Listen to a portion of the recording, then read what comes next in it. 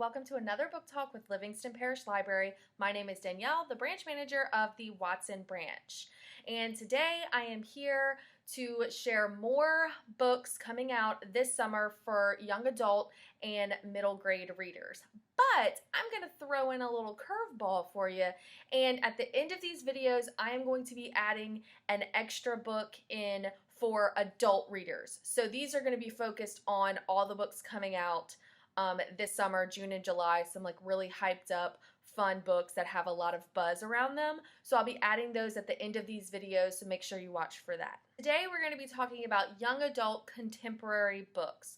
So contemporary is essentially just books set in today's time. There's no magic, there's no like crazy, well, sometimes there could be like a little bit of like mystical type things in there, but for the most part there's no magic. It's everyday teens living everyday lives and going about their normal high school business. This first book I have for you today is by one of my probably favorite contemporary young adult authors. Her name is Morgan Matson. She has a bunch of good contemporary YA books if you're interested in that type of genre.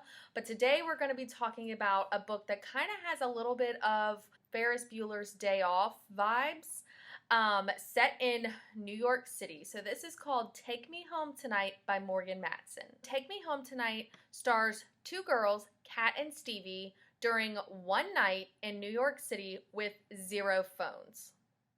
So what's the worst that could happen? The best friends Kat and Stevie decide that they are going to go to New York City for one night and just have the time of their lives.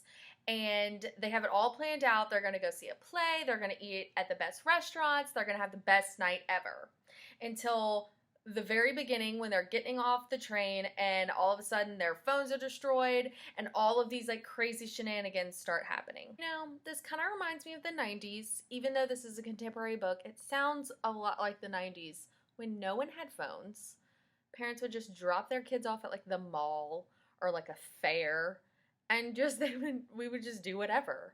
And now I'm like, what? Who would do that? It was the 90s. So over the course of this one wild night, Kat and Stevie will kind of get a wake-up call about their friendship.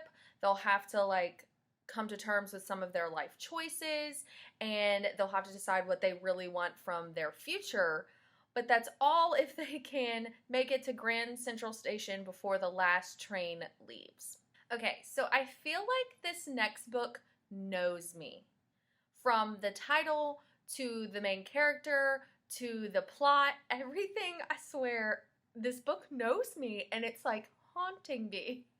So it's essentially about this overly enthusiastic list maker, which, if you know me, I make lists of everything. And she ends up getting blackmailed to complete a list of her worst fears, which is like my worst fear. This book is called Excuse Me While I Ugly Cry by Joya Goffney. So our main character, Quinn, has a journal. And in this journal, she keeps lists, all kinds of lists, from the days that she's ugly cried to all of the things that she'll never admit out loud. And by writing in her journal, she'll never have to face the things that she fears in real life. That is, until her journal goes missing. An anonymous Instagram account posts her list of fears online and blackmails her to complete 7 of those items on her list, or else they're going to release her whole journal to the school. Rude. Quinn is desperate. She trusts no one, but she forms an unlikely ally with the last person to have seen her journal. So together they try to figure out who is the person blackmailing her, and she is going to learn to live in the moment. Instead of creating lists, she's going to be creating memories and experiences. And I'm pretty sure there's going to be at least one ugly cry in this book. It might be me, because I cry at books all the time. Okay, so this next book is for the gamers out there. This is for people who love gaming or love like gaming tournaments or esports, any of things like that. I am not a gamer. I wish I was a gamer, but I have no hand-eye coordination, and I just end up like stuck in a courtyard for years. True story, that did happen. Or like I'm just like the person in last place, and I'm just trying to drive my little princess car, just make it to the finish line, and all these people are just like throwing turtles at me. Stop it. I'm just trying to be in last place and live my life. So, a gamer I'm not, but I appreciate all the gamers out there. This one's for you. It is called Don't Hate the Player by Alexis Ned. So our main character, Amelia, is living a double life. By day, she is the star of the field hockey team, the popular boyfriend, and she's making like the best grades, and she just seems like she has it all. But by night, she's living out her true self, where she is the only female member of a highly competitive esports team that plays like tournaments and virtually, and she's really good at it. So Amelia has mastered the art of keeping her two lives separate until a major esports tournament comes to her town and her team enters to win it. And her carefully constructed double life comes crashing down when one of the rival teams has a member from her school and he recognizes her immediately. It seems that fate has brought them together to kind of keep this double life secret a thing, even as their non-gaming lives and the pressures of the tournament seem to want to pull everything apart and kind of bring down Amelia's carefully constructed double life.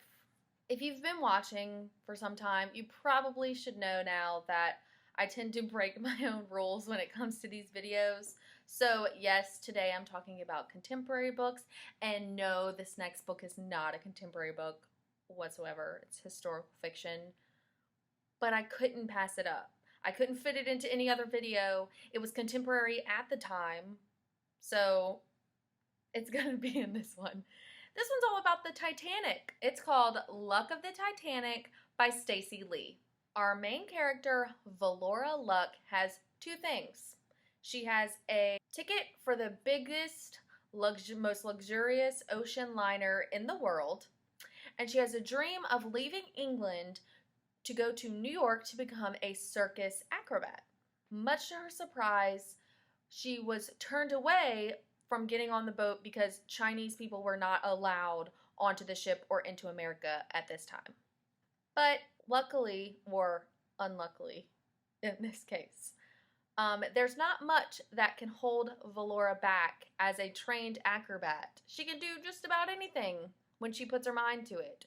And her mind is set, she's getting on that ship. So also going on this ship is a very influential circus owner who Valora wants to like audition for so she can join his circus. So with the help of her twin brother Jamie, she gets onto the ship and she acts as a stowaway, and she only has 7 days in order to audition for the circus owner and convince him to bring Jamie and her to America. And then one night, as we all know, the ship hits an iceberg and the unsinkable ship starts to sink.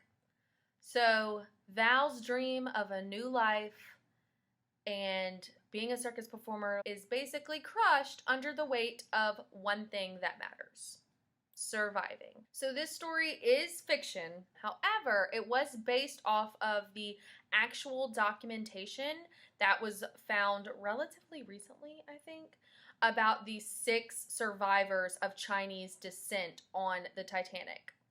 So it's pretty cool.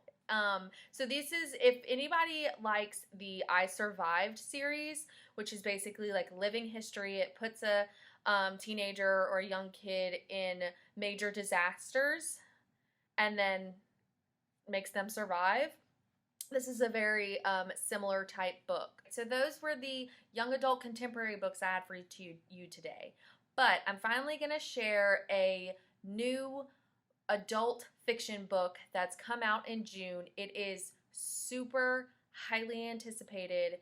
This author is like huge right now. This is the author of Daisy Jones and the Six and the Seven Husbands of Evelyn Hugo. If you haven't heard of those books, read them. They're everywhere. This one is one of the most anticipated books of this year. It's a very good like summer beach read with you know, some mystery. So this is called Malibu Rising by Taylor Jenkins Reid. Four famous siblings are about to throw an epic party at the end of summer, and by the end of the night, their lives will be changed forever. It's Malibu, 1983. It is the day of Nina Riva's famous end of summer party.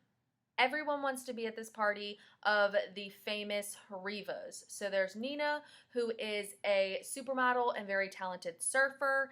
There is Jay and Hud, who are twins. One is a surfer and one is a famous photographer. And then there's their baby sister, Kit. And together they are this huge source of fascination in Malibu because they are the kids of a famous singer called Mick Riva. The only person who is not looking forward to this party is probably Nina herself, who does not really like to be the center of attention, especially when she was just abandoned by her pro tennis player husband. And also probably one of the brothers, Hud, who has some big dark secret. In fact, it seems like everybody is hiding secrets, and they're all gonna come out at this party. By midnight, it's going to be completely out of control, and by morning, the entire mansion will be engulfed in flames. But before that initial spark, everyone will be having a great time, and all of this family's secrets that have been building up for generations will come rising to the surface, and these four kids will have to decide what they want to keep and what they want to leave behind. So that is it for today's book talk with YA Contemporary, then a YA historical fiction, and then a highly anticipated summer release for adult readers. If you like this video and you like hearing about these books, stay tuned because all summer we'll be doing different genres in YA and middle grade, and I'll also be talking about a few books coming out this summer for adult readers. And until next time, happy reading.